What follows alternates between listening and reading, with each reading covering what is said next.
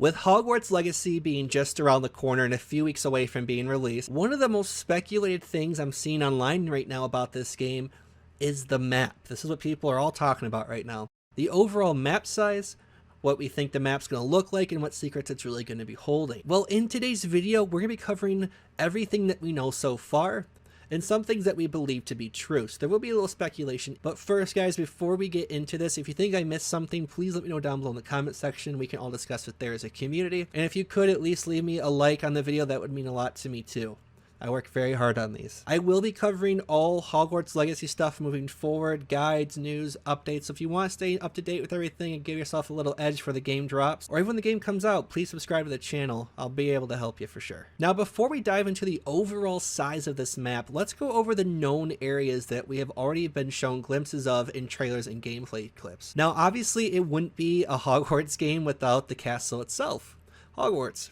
We have seen quite a bit of this amazing castle from the inside and out through a few gameplay trailers, and I for one am pretty excited to see all the secrets this castle is really going to hold for us to explore and discover. An example of this would be the common rooms. If you're in the House of Slytherin, there's a snake that comes up out of the ground to open the door to your common room. And from what we've seen so far, it looks like there's seasonal changes too, so the castle itself inside will change given to the current season, which is really neat. And I think there's gonna be a lot of cool little Easter eggs and puzzles for us to find and explore. Now, just outside the castle grounds, we have the Forbidden Forest, which will be quite the experience as we dive deeper into the forest and see what unknown creatures await for us. Now, we've already seen quite a few gameplay clips that, in my opinion, could be different sections of this forest, and I believe we will spend quite a bit of time in and around the forest as we progress through the game. And I also think this will be one of the main areas where we'll be finding material needed to upgrade our potions and gear.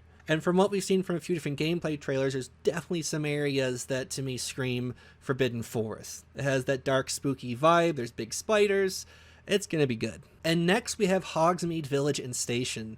Now, the village itself will be for sure filled with vendors to purchase items and gear from. We've seen this in a current trailer already. You can kind of go through and pick out an outfit for your character. But this also will be an area where you can get tasks to help upgrade your character and their equipment as well. We do know this is one place you can go to upgrade the broom, for example. Maybe a video kind of cover this a little bit more, but the broom, you cannot buy multiple different types of brooms to travel around on. You can just upgrade the one that you have. And when it comes to the Hogsmeade Station, this is obviously where the students come in to the area. Now, I don't know if this will be an area that we can actually do anything at once we progress through the game a bit.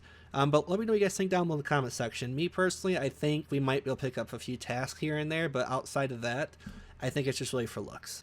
And this last area I wanted to mention to you guys, I don't have any proof that's actually going to be in the game, but it's Diagon Alley. And the reason why I'm bringing this up is because Diagon Alley is by far the most famous area in the Harry Potter franchise. This is where all the new wizards go to get all their books, brooms, wands, whatever it is they need for school. And we haven't seen footage of this yet, but we do have a few seconds of a clip from a trailer that does show you in what I believe to be Gringotts, which is the bank in Diagon Valley.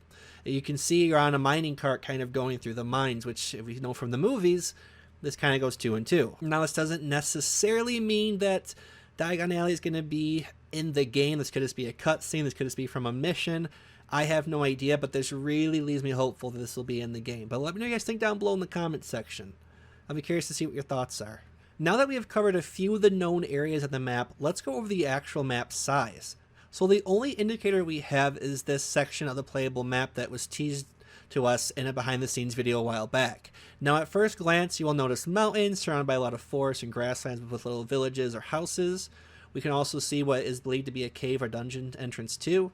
But the major thing to take away from this is that there's no Hogwarts, there's no castle, there's no Hogsmeade. So what we are looking at, in my opinion, is a section of the map that is most likely pretty far away from these key areas. We also have number indicators on the map, which you can see here, to indicate sections, which as you can see, we have 5-6, 5-5. So essentially speaking, the map is set up and labeled by rows and columns then, with a peak value shown of 6-6, which would give us roughly a 6x6 grid or 36 squares total. And there are 6 of the 36 squares being shown in this one image, which means there's at least 28 other squares that we have yet to see. But here's a visual example to kind of help reference this, and keep in mind this is all speculation and a rough estimate, but essentially we are still missing a huge part of this map if this is all correct. Just look at the vast scale difference from what we have for sure to what we possibly could see in the upcoming weeks as we get closer to launch. This also doesn't include any sort of dungeons or underground caverns we might also come across while exploring and playing this game. Now to add to this, in a recent gameplay showcase, game director Alan Tew said in reference to the land surrounding Hogwarts, everything that you see is a place that you can visit. Now to me this can mean one of two things. Hogwarts will end up being in the center of the map, and anything from the school and school grounds you can visually see, you can travel to. Or the other option is literally any mountain or piece of land you see in the distance, you will be able to travel there basically and explore. Now in my opinion, I believe the first option is going to be the more accurate one if this is really the case, because this map has the potential to be absolutely huge. But what worries me is that huge maps can always lead to spaces feeling very empty. Red Dead Redemption did a wonderful job of making this not feel that way with the kind of random events that go on. And the last thing I want to see while I'm flying around on my broomstick is just endless trees, right? So I'm hoping that if the map does end up being this big, that we get to see little vendors or people walking around or just random events happen as we're exploring the area. I also think that the school is going to roughly be somewhat towards the center of the map because it would allow us to travel back and forth without having to fast travel if we chose not to, in a more convenient way, right? So if I'm in the top left corner of the map and the school is in the center and I want to go back to the school, I'm not traveling all the way across the map to do that unless I fast travel, which some of us don't like to do. Crazy enough, I know. Now for those of you that think maybe Hogwarts just isn't on the map yet because the map's not finished, there is one other clip that I came across today that I think most people missed in this trailer that does actually show Hogwarts on the map itself. Now if you have more information on this than I could not find today, please let me know down below in the comments section. I'd love to talk about this. And it's not super easy to make out initially because of all the mixed dark colors, but if we zoom in on the image, you can clearly make out what I believe to be Hogwarts and the surrounding area. If you look north of it, you're also going to see what I believe to be the village, which is Hogsmeade. Pretty sure this is it. And this would back up my statement that we technically have another part of our missing map, which is why I believe we're only being shown a small fragment of the map.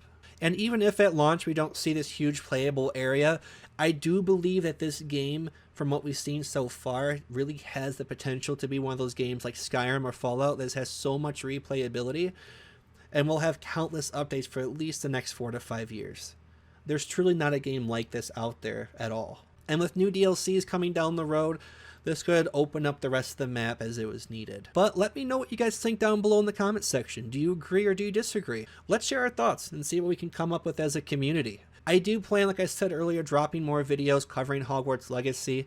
I usually do guide videos for big games when they come out too. So if you guys are getting stuck on anything down the road when the game launches, or you just want to get more updates before the game launches, make sure you stick around. I'll be covering a lot of stuff for you. So guys, thank you for watching, and I'll catch you guys in the next video.